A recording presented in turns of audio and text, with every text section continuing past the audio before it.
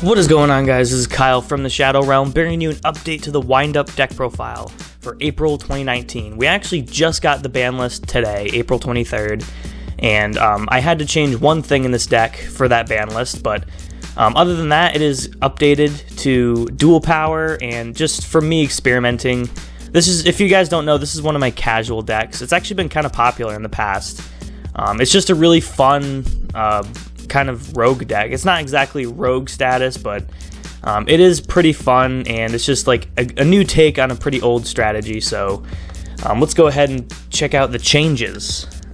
Speaking of changes, I'm on one of our older playmats here that I used to do deck profiles on, but I haven't really anymore. So a little flashback for you. Anyway, first off, we got our 3 wind-up shark. So something to note about the wind-ups is that they're not once per turn, and they're not hard once per turn. There's something different. It's once while this is face up on the field. And what that means is if it's sent to the graveyard, or if it's flipped face down and back up, you can do the effect again. Like, it's not once per copy. But if it's the same card, like face up on the field, and a turn goes by and it goes to your next turn, which is not going to happen, you can't activate the effect again. So yeah, all the wind-ups have that similar thing to them, at least the ones I play. So Shark is probably the most important, tied with Magician. So basically, when you normal summon a wind-up, you can just special summon him from your hand, and once while he's face up on the field, you can modulate his level up or down by 1. So what's really cool about this is you can go into some rank 5s or rank 4s with him. You could opt to play Phantom Knight of the Breaksword if you really want, and go into a rank 3, but that's not really going to happen too much, so I stick, because the rank 4s are just better, in my opinion. Next, we have the triple copies of Wind-Up Magician. Let me move this down a little bit.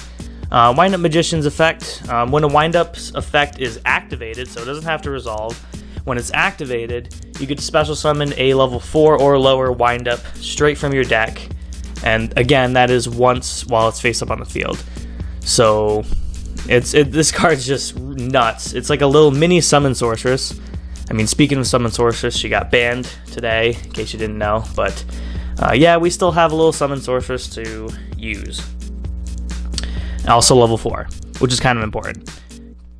Finally, for the last 3 of wind-up is the wind-up rat. Rat is basically your monster reborn. So what he does is you can target a wind-up.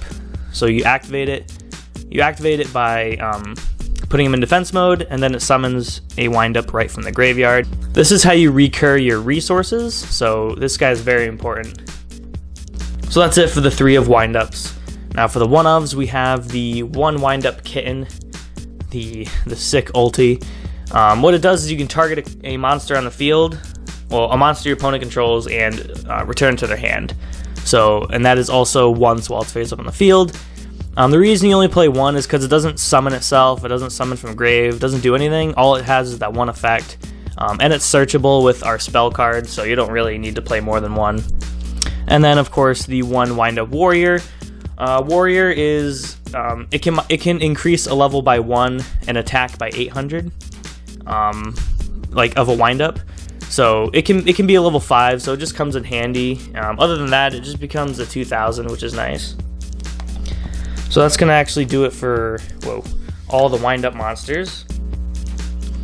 So now for the support cards, we have the 2 Summoner Monk.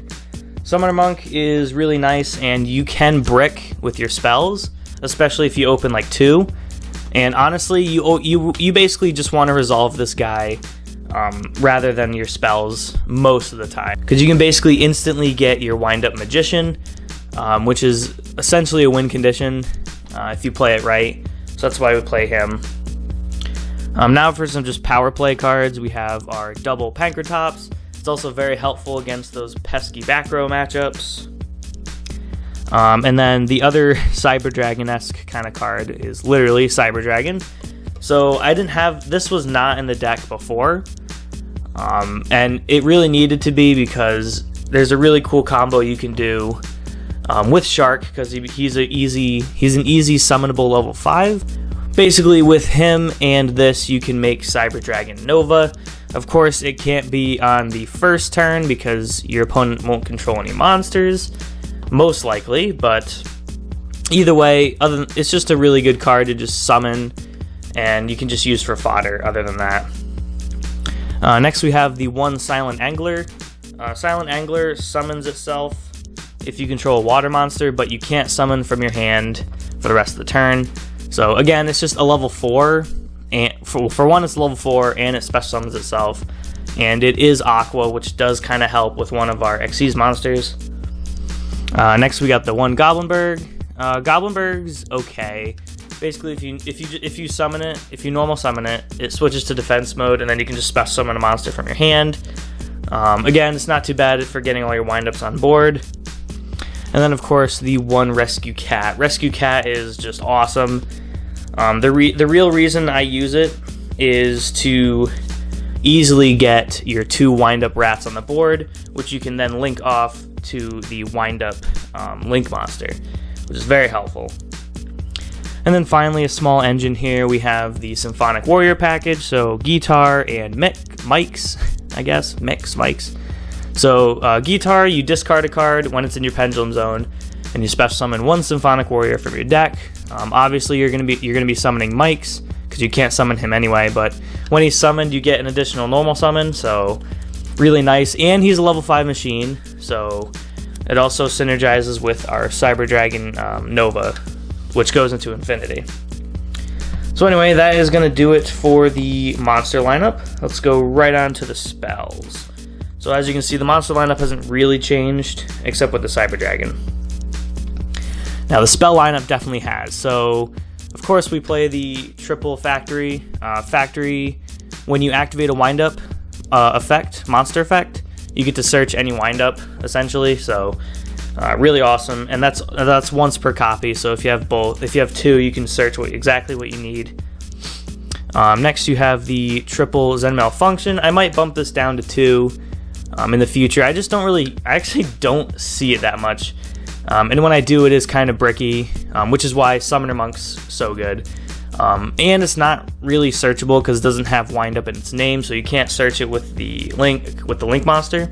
Basically, it's a non-once per turn monster reborn specifically for windups. Their effects are negated, and you can't use them as synchro material, which doesn't really matter, but yeah, pretty good card, I guess. So now for the draw power, we have the double Desires, which we played last time. I know people do not like this card, but I really like it, so yeah, I'm going to play it. Then, of course, the double Pinpoint Landing. This was in the last profile. I said it was kind of a spice, which it is. If you really don't like this card, which I can understand why, you can just take this out for like anything, really. Maybe even Twin Twister would be nice in here. But the reason I like it is because you're summoning from your hand a lot, so it just synergizes pretty well, because when you summon from your hand, you get to draw a card. Of course, that's a hard once per turn, because, you know, this isn't Upstart Goblin or anything, but yeah, it's all right. Now for a big addition, we have the double World Legacy Succession. This card's nuts, and considering you can make the Link monster pretty easily, this is basically always a monster reborn, and really there's nothing bad about that. So now for the one-ofs, we have the one regular monster reborn, obviously. The one Regeki. Yep, I still play Regeki in this deck. I don't know, it's just fun. Again, if you want to put other things in here, that's all up to you. And now this one might come to surprise you, but double or nothing. So this deck combos really well with the Utopia double, because it's so easy to get rank 4s out. This is what you search with Utopia double.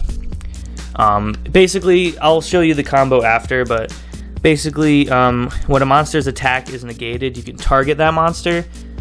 It can make a second attack, and its attack becomes doubled. And that doesn't say its original attack, it says its current attack, which is very important. You only play this at 1 because you really want to search it. And it's not the end of the world if you don't get it. Like, for instance, you banish it off Desires.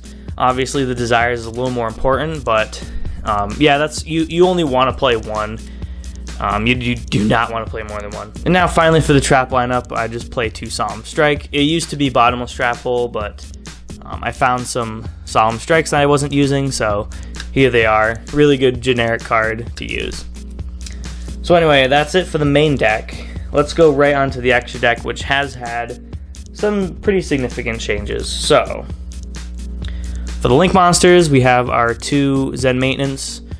We still really like to play 2 of these guys. When it's summoned, you can just add any wind-up card from your deck to your hand. So really nice. It can search the spell if you really need it, but honestly, you'd rather search like Shark or something, because its other effect is you can banish face down a wind-up you control, and then special summon 1 wind-up with the same name from your deck. So this one also summons from deck, which is kind of nuts. I would bump this up to 3 and maybe get rid of Mrs. Radiant, which I also play in here. So if you want to play triples and maintenance, because it's easy to make and it just does so much for you, you can do that. But yeah, the Mrs. Radiant. Of course, we play the Reaper-Donkus. This is to make your wind-up Shark a machine so that you can go into Cyber Dragon Nova with it. Just a fun little combo, I guess. Next we have Decode Talker. This was Summon Sorceress, but she's no more, so we got this now. And I really like the artwork for the Dual Power Edition, but other than that, it's a pretty solid card. Negate stuff, gets big, you know, the huge. And then finally the Borreload. I wish I had Boral Sword, but yeah, the Borreload. If you have Boral Sword, you can probably put him in here. Get some get some OTKs in if you want. But that's actually going to do it for our Link monsters. So now the rest of these are all Xyz monsters. So we have another new addition here. We have the Time Thief Redoer. It's just a really awesome generic rank 4. You get to steal the top of your opponent's deck during each standby phase. You can detach as many as you want from him, and depending on which one, so if it's a monster, you banish him. If it's a spell, you draw a card, which is nice. And if it's a trap, I think you bounce something, I believe. No, you put it on top of the deck, so it's actually even better. So yeah, it's just a really awesome generic guy. Another power card is your Evil Swarm Exciton Knight. If I don't have another one, so if you have 2, if you want to take Redoer out and put 2 of these guys in, honestly, you can do that too. This guy's just a blowout, and it really does win you the game sometimes. So that's going to do it for the random rank 4s. So the rest of these are packages. So we start with the Utopia package. So Utopia Double, regular Utopia, and then Utopia the Lightning. So basically with Utopia Double, you detach and you search Double or Nothing. So that's how you get that combo started. And then it overlays into Utopia, which it will double Utopia's attack. So it becomes a 5k. And then you swing with Utopia, detach, target him, negate his own attack, go with Double or Nothing, make him a 10k, and sometimes that can win you games. Other times, if you know you can't, you can just go into Utopia and then overlay into Utopia the Lightning and get some nice damage in. But yeah, I extended the Utopia package, and so far it's been really successful, and I just love that combo. So now we have the Cyber Dragon small engine here, so the Nova and the Infinity. Again, to make this, it's kind of a pain because Cyber Dragon himself, you can't do it on the first turn. If you could, that would be nice, but in this deck you really can't, unless you discard him and then special summon him with something like Reborn or Succession. But other than that, you're going to be doing this on the second turn when you're going second and stealing your opponent's stuff, negating stuff, all good. And then the last package, this is what you want to go into when you're going first. It is the Bahamut Shark and the Totally Awesome. So Bahamut Shark needs 2 level 4 water monsters, and all you do is detach and special summon Totally Awesome right from the extra deck. So usually you have your wind-ups and maintenance, then you go right into Shark, detach, put Totally in the other one, and maybe you have a Solemn you can place down and pass. So you have 2 negates, which is pretty nice. So anyway, guys, that is going to do it for the deck profile. I hope you guys enjoyed. If you did, leave a like down below. Leave a comment letting us know what you think. And maybe subscribe if you really, really like the content we make. All of our deck profiles, our duels. We're going to have more discussion videos coming up because I'm going to have more time because it's almost summer. So I have off college. But anyway, guys, I hope you enjoyed, and we'll see you in the next one. Really hope you enjoyed. Hit that like button.